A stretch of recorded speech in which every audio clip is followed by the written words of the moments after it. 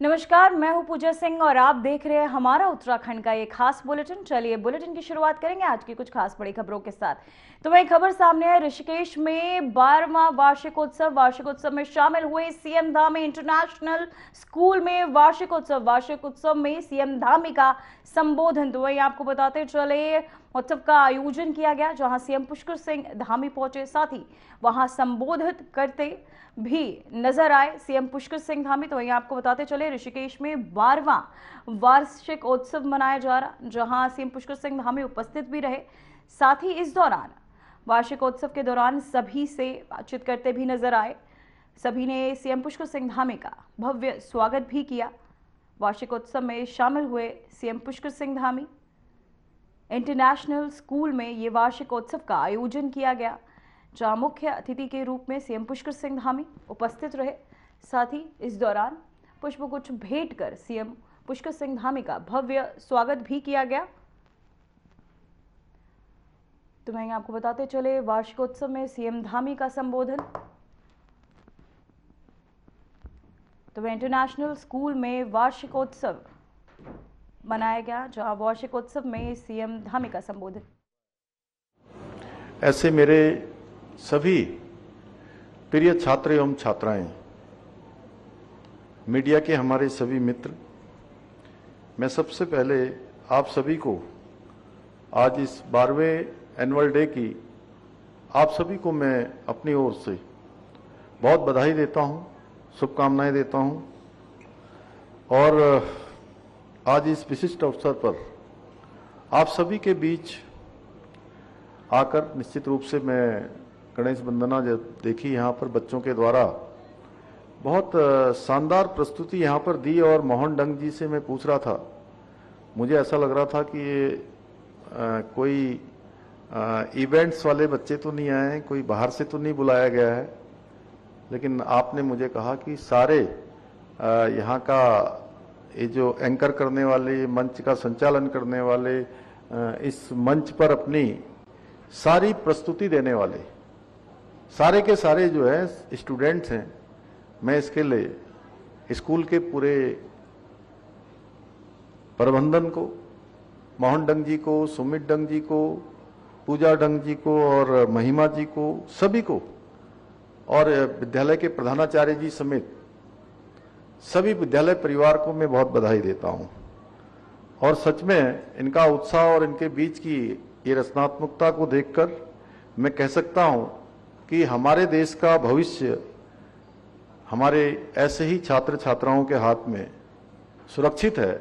और आने वाले समय के ये सभी हमारे कर्णधार हैं, नवोदित और उदयमान में इनको कह सकता हूं कि जिनको आने वाले समय में विभिन्न विभिन्न सेक्टरों में जाकर इस स्कूल का भी नाम रोशन करेंगे, अपने माँ बाप का भी नाम रोशन करेंगे और हमारे प्रदेश और देश का नाम रोशन भी करेंगे। आज के इस अवसर पर मैं इस स्कूल के बच्चों को न केवल ये कह सकता हूं कि ऋषिकेश इंटरनेशनल स्कूल न केवल शिक्षा प्रदान कर रहा है, बल्कि उनके अंदर एक शानदार अनुशासन, संस्कार और सेवा की भावना भी सिखाने का काम कर रहा है। जैसा मुझे बताया गया, यहाँ की शिक्षण पद्धति में परंपरा और आधुनिकता का सुंदर समन्वय है। और सुमित ने पिछले 12 साल पूरी तरह से यहाँ के लिए समर्पित किए हैं। सच में एक बड़ा लंबा कालखंड होता है। अच्छी एजुकेशन लेने के बाद वो बहुत सारे क्षेत्रों में काम कर सकते थे, काम कर रहे थे, लेकिन शिक्षा के क्षेत्र में काम करना, अपना समर्पण करना, इसकी जितनी प्रशंसा की जाए उतनी कम है।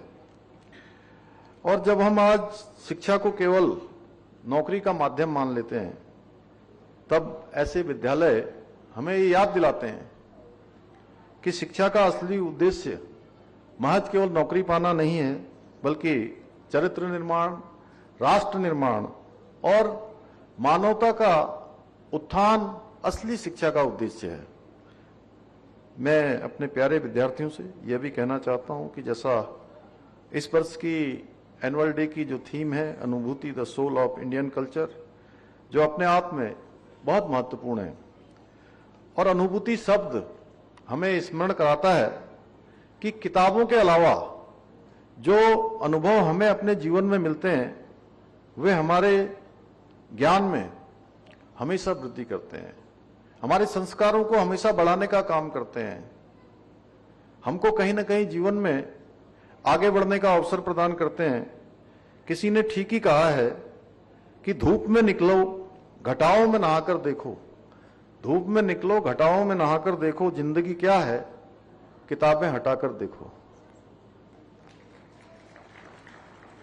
हम यदि इंडियन कल्चर की बात करें तो जो हमारा सब्जेक्ट है वो बहुत व्यापक हो जाता है, क्योंकि भारतीय संस्कृति विश्व की सभी संस्कृतियों की जननी है। यानी कि संस्कृति कहीं से शुरू होती है तो वो भारत की संस्कृति से ही प्रारंभ होती है। और सारी सभ्यताओं का उद्गम कहीं है। जैसे मां गंगा का उद्गम हमारा कहाँ है, गंगोत्री से निकलती है, गौमुख से निकलती है। उसी प्रकार से जो सनातन संस्कृति ही हमारी सारी सभ्यताओं की जननी है। जिस प्रकार किसी समुद्र में सभी नदियां समाहित हो जाती हैं, उसी प्रकार भारतीय संस्कृति, जिसे आप सब लोग इंडियन कल्चर कहते हैं, उसमें भी विश्व की सभी संस्कृतियां आसानी से समाहित हो जाती है। प्यारे विद्यार्थियों, आज आदरणीय प्रधानमंत्री श्री नरेंद्र मोदी जी के नेतृत्व में आज का भारत अपने गौरवशाली अतीत को साथ लेकर आज पूरे आत्मविश्वास के साथ आगे बढ़ रहा है। आज सभी क्षेत्रों में भारत की पताका चारों ओर लहरा रही है।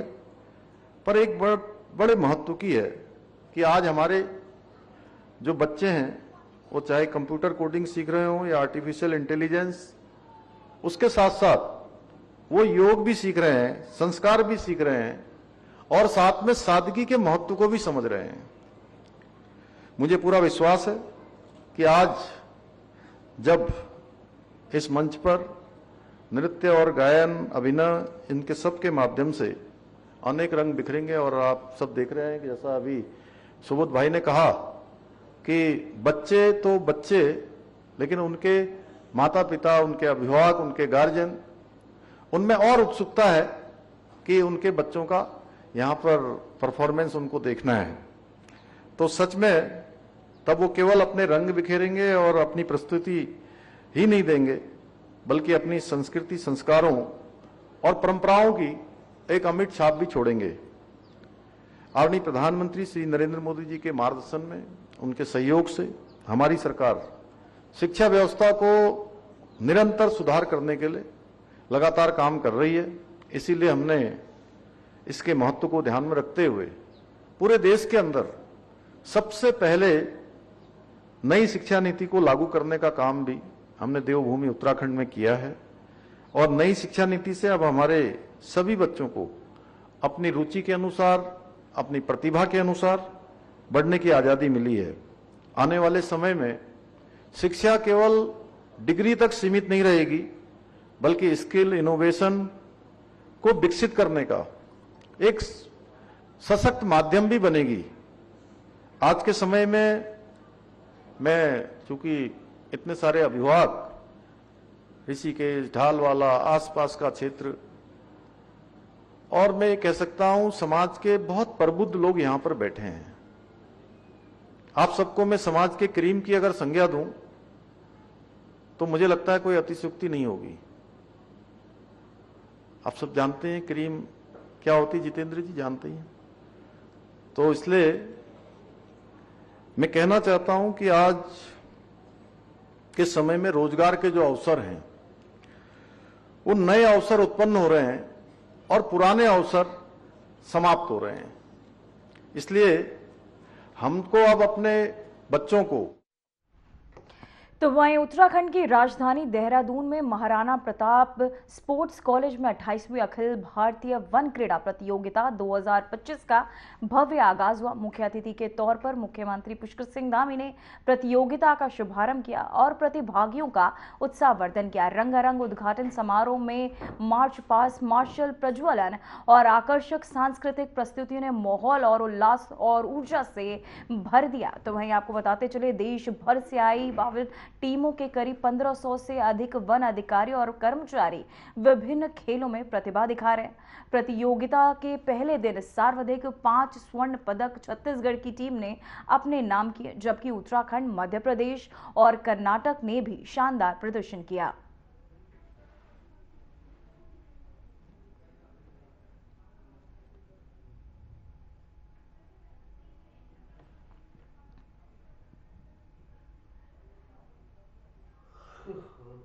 तो वहीं उत्तराखंड से खबर सामने आ रही है, जहां उत्तराखंड कैबिनेट बैठक में बड़ा फैसला, आपदा प्रभावित परिवारों को बड़ी राहत, आपदा पीड़ितों के हित में उठाया कदम, मृतकों के परिजनों को मिलेगी सहायता, 5 लाख की आर्थिक सहायता देगी सरकार, पहले 4 लाख रुपए थी सहायता राशि। तो वहीं आपको बताते चले, मुख्यमंत्री पुष्कर सिंह धामी की अध्यक्षता में मंत्रिमंडल की बैठक संपन्न हुई।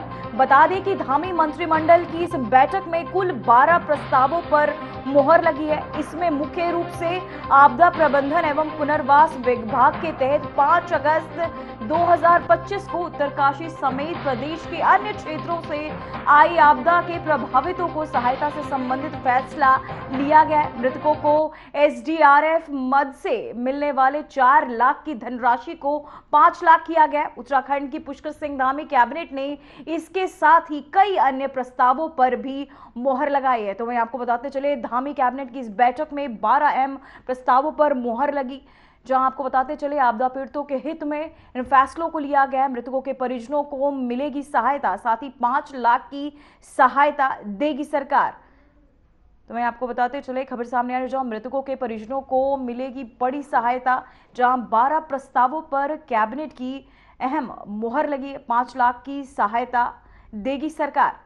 आपदा पीड़ितों के हित में ये फैसला, जहां इस कैबिनेट बैठक में 12 फैसलों पर इस बैठक के दौरान गहन चर्चाओं के बाद जन के लाभ के लिए आपको बताते चले इन 12 अहम फैसले लिए गए, जिन पर मोहर भी लगी है। तो वही 5 लाख की सहायता देगी सरकार, मृतकों के परिजनों को मिलेगी सहायता, साथ ही आपको बताते चले इस दौरान 5 लाख की सहायता देगी सरकार। वहीं आपदा पीड़ितों के हित में भी ये फैसले जो है लिए गए हैं।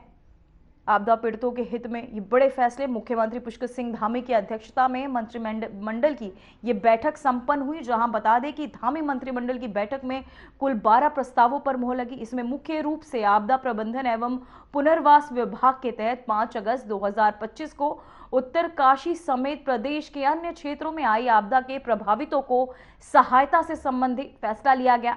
मृतकों को SDRF मद से मिलने वाले 4 लाख की धनराशि को 5 लाख किया गया। उत्तराखंड की पुष्कर सिंह धामी कैबिनेट ने इसके साथ ही कई अन्य प्रस्तावों पर मोहर लगाई है, जहां जनता के हित को ध्यान में रखते हुए निरंतर प्रयासरत है सरकार। साथ ही ध्यान में रखते हुए बैठक के दौरान 12 अहम फैसले भी लिए गए, जहां मुख्य रूप से 5 लाख की सहायता भी अब देगी सरकार। धामी कैबिनेट की अहम बैठक, जहां कैबिनेट में ये 12 फैसलों पर आपको बताते चले 12 अहम फैसलों पर मोहर लगी है, जहां अब बता दें 5 लाख की सहायता राशि देगी सरकार। आपदा पीड़ितों के हित में ये फैसला लिया गया है, जहां आपदा प्रभावितों को बड़ी राहत मिलने वाली है। तो वहीं आपको बताते चले, खबर सामने आ रही है, जहां सरकार के ये बड़े 12 फैसले, 5 लाख की सहायता सरकार द्वारा दी जाएगी, जहां 12 प्रस्तावों पर कैबिनेट की और साथ ही मंत्रिमंडल से बातचीत के दौरान अहम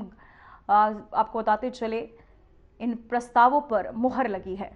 तो इन 12 प्रस्तावों पर कैबिनेट की अहम मुहर, जिसके दौरान ये अहम फैसले लिए गए, जनता के हित में सरकार द्वारा लिए गए ये बड़े फैसले, जहां प्रभावितों को बताते चले 4 लाख की राशि को 5 लाख तक का किया गया है। इस दौरान शहरी विकास के प्रस्ताव को लेकर भी अब 12 फैसलों में इनमें से एक शहरी विकास विभाग के प्रस्ताव को भी मंजूरी दी गई है। इन 12 प्रस्तावों पर कैबिनेट की अहम मुहर, जहां मृतकों के परिजनों को मिलेगी सहायता राशि, साथ ही 5 लाख की सहायता देगी सरकार। तो वही मृतकों के परिजनों को मिलेगी सहायता, जिसके तहत 5 लाख की सहायता देगी सरकार। साथ ही जनता के हित में ये फैसले लिए गए, ये बड़े अहम फैसले, जहां 12 प्रस्तावों पर कैबिनेट की अहम मुहर लगी, जहां इन फैसलों, इन प्रस्तावों के बाद, इन मुहर लगने के बाद जनता में काफी खासा उत्साह भी देखने को मिल रहा है।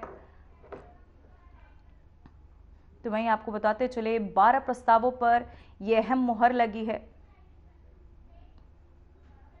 तो वहीं आपको बताते चले कैबिनेट में लिए गए इन 12 प्रस्तावों पे मुहर लगी, जिसे हम आपको ग्राफिक्स के जरिए भी समझाएंगे कि वो कौन से वो 12 प्रस्ताव है जिन पर मुहर लगी है। साथ ही आपको बताते चले इस कैबिनेट में गहन चर्चाओं के दौरान इन 12 प्रस्तावों पर मुहर लगी, जिनमें से एक शहरी विकास विभाग के प्रस्ताव को मंजूरी दी गई। पीएमयू के निदेशालय गठन को स्वीकृति दी गई। निदेशालय में 4 पद स्वीकृत किए गए। वित्त विभाग टेंडर प्रक्रिया में बीमा गारंटी अनिवार्य किया गया। कार्मिक विभाग नियमितीकरण के लिए समिति बनेगी। वहीं आपदा प्रबंधन विभाग मृतकों के परिजनों को 5 लाख सहायता देगी। पक्के मकान वालों को 5 लाख की सहायता राशि। साथ ही इस दौरान इन 12 अहम फैसलों पर गहन चर्चाओं के बाद सरकार ने ये मुहर लगी है। साथ ही गहन चर्चाओं बैठक के दौरान कई मंत्रीगण इस दौरान मौजूद रहे, जहां सबकी सहमति के बाद इन फैसलों पर मुहर लगी। बता दें कि धामी मंत्रिमंडल की बैठक में कुल 12 अहम प्रस्तावों पर मुहर लगी। इनमें से मुख्य रूप से आपदा प्रबंधन एवं पुनर्वास विभाग के तहत 5 अगस्त 2025 को हुई आपदा को लेकर आपको बताते चले इन प्रस्तावों पर मुहर लगाई गई। 12 प्रस्तावों पर यह अहम मुहर, जहां आपको बता दें कैबिनेट में उत्तरकाशी समेत प्रदेश सभी को ध्यान में रखते हुए क्षेत्रों में आई आपदा के प्रभावितों को सहायता से संबंधित फैसला लिया गया। मृतकों को एसडीआरएफ मद से मिलने वाले 4 लाख की धनराशि को 5 लाख किया गया। उत्तराखंड की पुष्कर सिंह धामी कैबिनेट ने इसके साथ ही कई अन्य प्रस्तावों पर भी मुहर लगाई है। तो वहीं आपको बताते चले इस दौरान कई अहम फैसले लिए गए, जिनमें से 12 प्रस्तावों पर कैबिनेट की बैठक के दौरान लिए गए, जहां धामी कैबिनेट की अहम बैठक, जहां जनता के हित को ध्यान में रखते हुए इन 12 फैसलों को मंजूरी दी गई, इन प्रस्तावों पर मुहर लगाई गई। तो वहीं चलिए आपको ग्राफिक्स के जरिए समझाते कौन से वो 12 फैसले हैं जिनमें कैबिनेट में मुहर लगी। पहला, शहरी विकास विभाग के प्रस्ताव को मंजूरी दी गई। पीएमयू के निदेशालय के गठन को स्वीकृति दी गई। निदेशालय में 4 पद स्वीकृति दी गई। वित्त विभाग टेंडर प्रक्रिया में बीमा गारंटी अनिवार्य की गई। कार्मिक विभाग नियमितीकरण के लिए समिति बनेगी, जहां आपदा प्रबंधन विभाग मृतकों के परिजनों को 5 लाख की सहायता दी गई। पक्के मकान वालों को 5 लाख का मुआवजा दिया गया, जहां कमर्शियल संपत्तियों पर केस टू केस आधार पर निर्णय लिया जाएगा। नियोजन विभाग देवभूमि परिवार योजना के तहत आईडी बनेगी। उपनल कर्मचारियों के मांगों को समिति का गठन जो है इसके लिए किया गया है। कैबिनेट उप समिति को 2 महीने में रिपोर्ट देनी होगी। उपनल अब विदेशों में भी कर्मचारियों की नियुक्ति कर सकेगा। उपनल का विदेश मंत्रालय में रजिस्ट्रेशन होगा। तो वहीं आपको बताते चलिए ये 12 अहम फैसले जिन्हें कैबिनेट में मुहर लगी है, सभी की मंजूरी के बाद ये 12 प्रस्ताव ऐसे हैं जिन पर मुहर लगी है। तो वहीं उत्तराखंड कांग्रेस में हाईकमान के ताजा फैसले ने जैसे सियासी भूचाल ला दिया हो। प्रदेश अध्यक्ष और आपको बताते चले जिला अध्यक्षों की लिस्ट जारी होते ही पार्टी के अंदर बगावत की आग भड़क उठी है और अब ये चिंगारी काशीपुर तक पहुंच चुकी है। बड़ी संख्या में वरिष्ठ कांग्रेसी एकत्र हुए और आईडी कमान के फैसले खिलाफ नारेबाजी भी की। दरअसल काशीपुर महानगर अध्यक्ष पद के लिए कांग्रेस के ज्यादातर पार्षदों और वरिष्ठ कार्यकर्ताओं ने मनोज अग्रवाल के नाम पर सहमति जताई थी। कांग्रेस हाईकमान ने काशीपुर में संगठन सृजन अभियान के प्रभारी शक्ति सिंह गोहिल को काशीपुर भेजा था, जहां कार्यकर्ताओं की राय ली गई थी। उस दौरान भी मनोज अग्रवाल को सबसे मजबूत दावेदार माना गया था।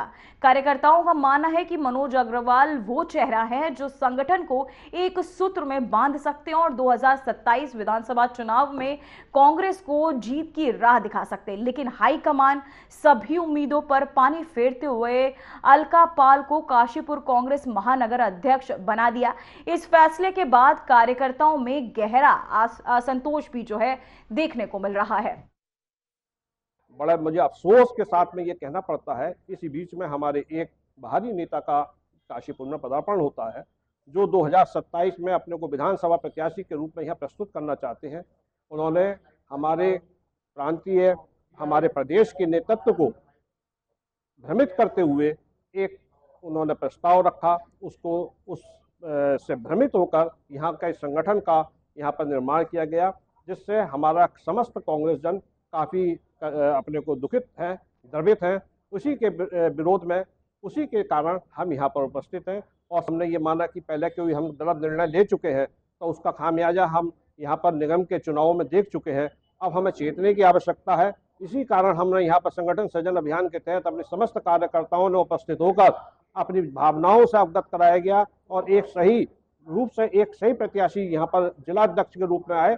सब लोगों ने अपना उसके लिए वोट किया और सब लोगों ने अपनी राय से अवगत कराया और उस भावनाओं को दरकिनार करते हुए एक नए, फिर हम पुरानी गलती की ओर दौड़ते हैं। जो संगठन को यहाँ पर नहीं सजो सकते, ऐसे व्यक्ति को पुनः हम संगठन के ऊपर लेकर आते हैं। कि जब संगठन सृजन अभियान चलाया गया, उस संगठन सृजन अभियान में एक ही बिंदु था कि जो कार्यकर्ताओं की राय होगी, उस राय के उपरांत नगर अध्यक्ष चुना जाएगा। एक संगठन सृजन अभियान का मुख्य बिंदु ये था।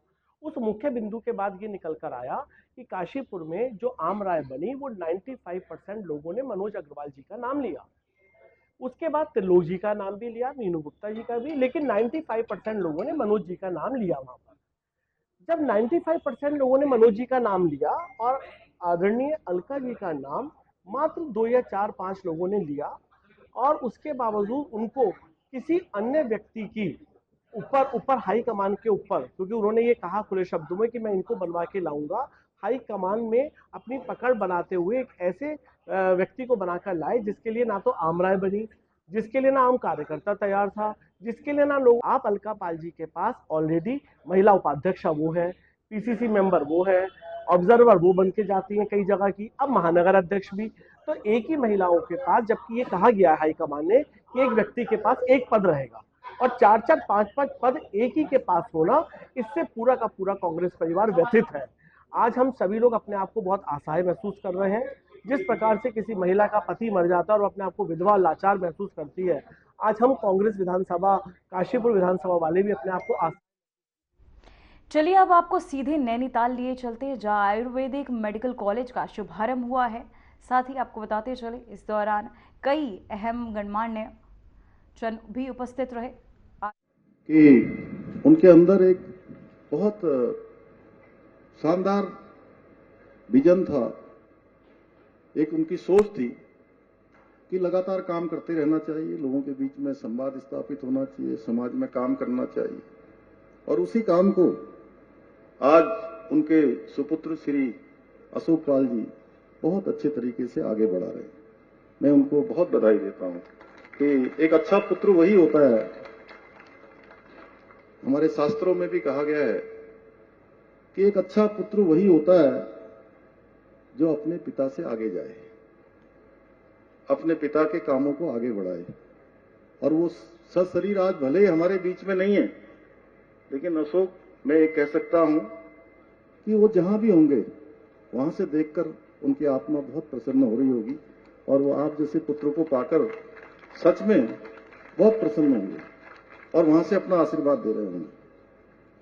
साथ ही में आज पीजीआई कॉन 2025 इस कॉन्क्लेव में उपस्थित देश विदेश से पधारे सभी वैज्ञानिकों का, आयुर्वेदाचार्यों का, चिकित्सकों का, शोधकर्ताओं का तथा सभी गणमान्य अनुभाव महानुभावों का और प्रिय विद्यार्थियों का भी आज के इस अवसर पर मैं हृदय से स्वागत करता हूं, हृदय से अभिनंदन करता हूं। ये मेरे लिए बहुत हर्ष का विषय है कि मुझे आज आप सभी मानव उत्थान के लिए काम करने वाले, इस क्षेत्र में काम करने वाले सभी देवदूतों के बीच में आज उपस्थित होने का शुभ अवसर प्राप्त हुआ है।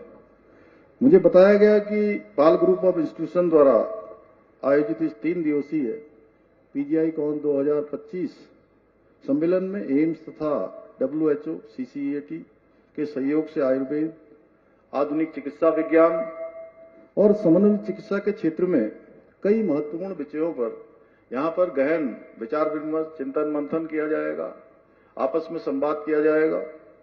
मुझे पूरा विश्वास है कि इस अभिनव पहल से भारतीय चिकित्सा परंपरा के मूल सिद्धांत सर्वे भवन्तु सुखिनः, सर्वे सन्तु निरामया को साकार। फिलहाल उत्तराखंड की खबरों में इतना ही। मुझे दीजिए इजाजत। नमस्कार।